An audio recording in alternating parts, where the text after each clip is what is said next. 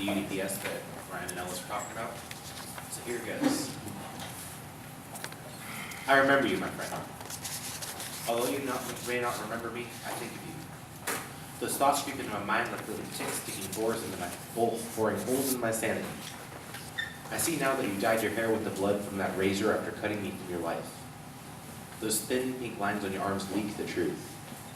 You cannot hide these scars that show that abuse.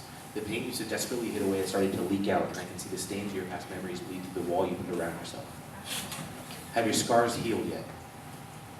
I hope so. Although you have not talked to me in months, I feel you every day in the back of my head. I feel the itching and clawing in the walls of my skull. I need this closure. I need to end this chapter of my life and start anew with some sort of fulfillment.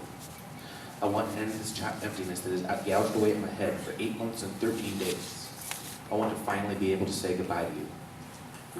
As I open up your box that sleeps under my bed, I wipe the dust off of it and look inside. 3 drawings, 2 razors, 1 pocket knife, and 2 concert tickets. The memories of these items flow back to me as I look at each one of them and remember. I took those razors away after you begged me to. One night the cuts were just too deep. I can almost see the blood on them. The pocket knife you asked me to sharpen, but I never gave it back because I was too scared. Those concert tickets are memories of the first time I ever made physical contact with you besides a hug. You let me put my head on your lap because your stepdad was driving drunk. Those drawings make me remember how precious you were to me, but that I have lost you. Listen to me, my friend. You're not alone. Get your head out of that smoke and come back to reality.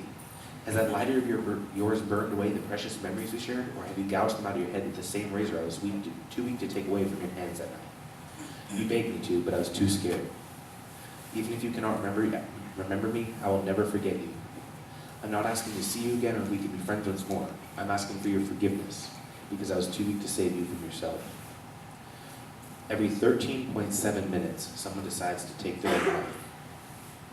That's around 100 people a day. This world is losing 100 beautiful golden souls every 24 hours. Whether they use a gun or a razor, or if it is an old man who lost his wife or a teenager who hates herself, it is still the loss of a life.